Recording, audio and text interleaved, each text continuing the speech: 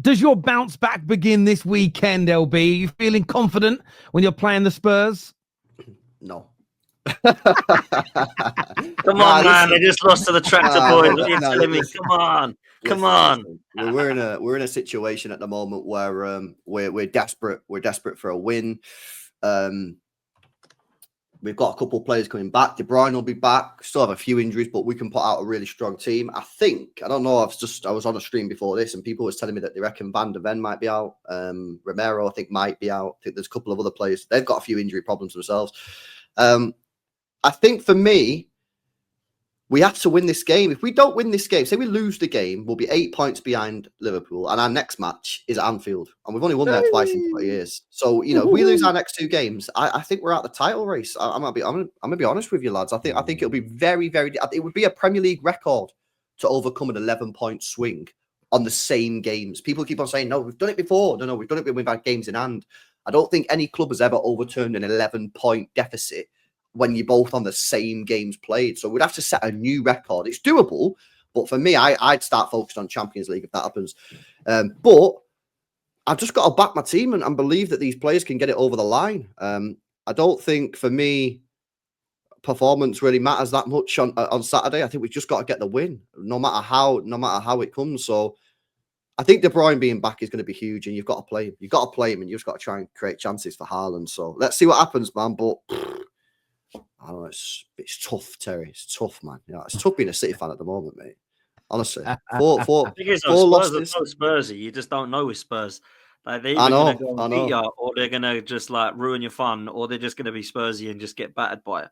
Like I happen to think, is it at Spurs, LB? No, it's at City. It's at City. Yeah, I think you win. I think you beat them. I think you do, man. I think we'll win. I do think we'll win. But our record against the top six in the last 18 months is poor, you know. Yeah. We only won 4 games in the last 18 months. Have you got players out? You got anyone out? As in, like, on top of what you already had out? Nah, I think the only players that are out still is Grealish. I think Doku might be out. Savio, I was just talking about it. Savio plays at 1:45 in the morning on Wednesday night. So he's going to get back on Friday. We play on Saturday. So I don't think he's going to be like fully ready. So yeah, wingers at the moment are a bit tough, but everywhere else I think we're chilling. Centre halves could be a bit of a mess, you know. But we'll be able to put out a decent 11. It just won't be like, you know, probably like different type of players. Like your back four is going to be a mess again, but should be able to put out a decent 11. Who have you got midweek as well? You got Champions League game as well. I think we got Feyenoord at home, I think, as well. Oh, okay, that'll be a win. About to say, yeah, you're not going to lose. Oh, I'd love you guys to lose. Do you know what it is? I think people are going to build this up like, you know, Spurs have got a good record against you. You're on a 4-game losing streak. I think you're going to batter Spurs. I think you're going to put 3 or 4 past them. I think it's going to be one of those games. I just think it's going to be one of those matches where everybody's going to be building up to it. I mean, Arsenal and Liverpool, I think, play before you as well. But I just think everyone's going to be... I think people are getting their hopes up and going to be very, very, very disappointed. I just think City, the break came at the right... I mean, the break came at the right time. I think Liverpool play on Sunday. Liverpool Sunday? Yeah, Liverpool Sunday. Liverpool on Sunday. Okay. So Arsenal will play, which, you know, Arsenal should win, which we'll get onto later. But I think people are just...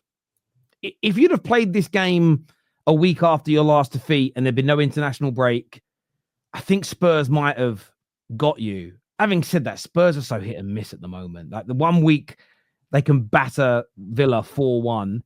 A week later they're getting beat at home by Ipswich.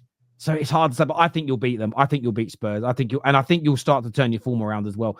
I just honestly can't imagine a world where City's form continues how it was for the last couple of months. I just don't see how that's plausible. Yeah, I also think as well, right, like, we look at this 4 games in a row, right, and you can't dress it up, it's terrible. However, right, we have to accept that Spurs game, yeah, we was losing that anyway, because Pep said that, didn't he, a month ago? He said, we ain't taking that serious, right? So I don't really look at that and look at it too much. The Bournemouth game, we got absolutely cooked. Like, my God, that was shambolic. Sporting Lisbon, we were actually good against Sporting Lisbon for the first half. We just didn't take our chances. Haaland had a few chances. We could have been 3-0 up. We just didn't take our chances. And then we just had meltdown for 5-10 minutes in the second half. And then we did all right towards the end. But obviously by that time it was over. And then Brighton first 40 minutes we were good. So it's not like we're dropping stinker after stinker. It's just that like things are just not going our way. We're not being clinical enough. We're conceding too many goals. So we'll see what happens, man. But like for me, we got to win the game. Win the game. Go and take a point out. Bro, it's tough, man. It's tough out here. I can't believe I've not looked at your fixtures before now. That don't look pretty, my bro. That's what I'm saying. For me, who else they got? You got Tottenham. You got Tottenham, then Feyenoord, but Feyenoord champions. I'll include the Champions League games as well because obviously it does count. They're still in that league thing. So you got Tottenham at home, Feyenoord at home. Then you go to Anfield. Then you got Forest at home. Forest are playing very well at the moment. Palace away, who are fighting for their lives. Then you got Juventus, and then the Manchester derby, and then you go to Villa Park. That ain't easy, man. Where's the Manchester derby? The Manchester derby is at Etihad. Okay. But still, but with Ruben, the Pep Slayer. It's never, ever easy. And I don't know, man. I don't know if you will find your form, like Terry's saying. I don't know. Maybe you'll be up and down again. But we've got to just take it one game at a time, bro, if I'm being honest with you. If we beat Spurs, yeah, that means worst case scenario, we come out of Anfield 8 points behind, which is still doable, right? You lose against Spurs, you could come out of Anfield 11 points behind, and that's tough, man. There isn't going to be a 12-point swing with them. They look too good. People keep waiting for Liverpool to have this collapse, and I know anything can happen. But if I'm being honest, there's nothing about their performances that suggest a collapse that would lead to a 12-point swing. Yeah, will happen. They just don't look like that. You know the best compliment I can give Liverpool at the moment when I watch him, I find it boring because I just know they're going to win. Like you give Salah the ball, he's cooking. You know what I mean? Curtis Jones, I think he's a brilliant player. Curtis Jones, defensively, Kanate and Van Dijk are just locking everything up. Like I don't. When I watch Arsenal, I can sort of like see them crumbling at times and going through that emotional roller coaster. And you probably see it with City as well. Like you're watching us and watching our two teams at the moment, and you can see us struggling. And as a rival, like obviously you're buzzing. When I'm watching Arsenal, I see them struggling on the pitch. I'm like, yo, they've got a chance here.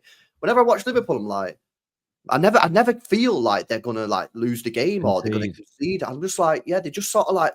I'm not saying that to slag them off. I'm saying like it's a positive that your games are not that entertaining to watch as a rival, as a City fan, because I don't see you dropping points anytime soon. I look at Southampton. You think I'm watching Southampton Liverpool on Sunday? No chance, man. That'll end up 3 or 4-0. Whereas like Arsenal against Forest, bro, I'm watching that game, man, because I know that could be a game that Arsenal could drop points in, because like neither of our teams at the moment are cooking. So I think Liverpool just keep. I know we're going to come on to it in a bit, but keep doing what they're doing. They just need to keep on racking up points.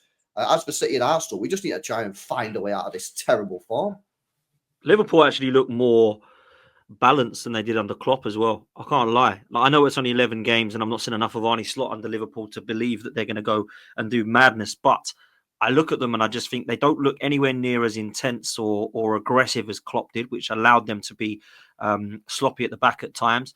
They don't look as tiresome or exhausted as they did under Klopp in terms of the intensity. I think defensively they look better than they'd ever have under Klopp. I think Trent and Robertson, to be fair to them, although people are saying Robbo's completely done, I do actually think defensively both of them have been probably better than they've ever been. And Kanate and Van Dijk have formed a partnership that looks absolutely phenomenal. They've not even had their best killer and their best goalkeeper either. People talk about them needing a 6 and not having a striker up top other than Jota, can't score goals other than Jota in the 9. You know, Alisson the best in the world. Well, they haven't had the best in the world for a while, and Kelleher's come in and done really well. You've obviously got Jota missing. They're still scoring goals with Salah, Gakpo and Diaz finding their form under Slot. Nunez even getting on the score sheet now, it seems. Gravenberch turning into a number 6. Alexis McAllister doing his thing. Curtis Jones, I agree with LB. I think he's definitely got him better, got him playing. And it's probably the biggest compliment I can give to Liverpool is that they don't look anything different to what Klopp only left. I don't look at Liverpool and think, wow, this is the new identity. I don't recognise them. Where has Klopp gone? You can really tell. And I think that people were seriously worried that, you know, Liverpool fans are worried that when Klopp left, it would be like when Wenger and Fergie left, and it would be like, when the hell do we actually get this going? And maybe when Pep goes to City, we don't know what's going to happen there, right? For me, I think they've definitely got the right guy.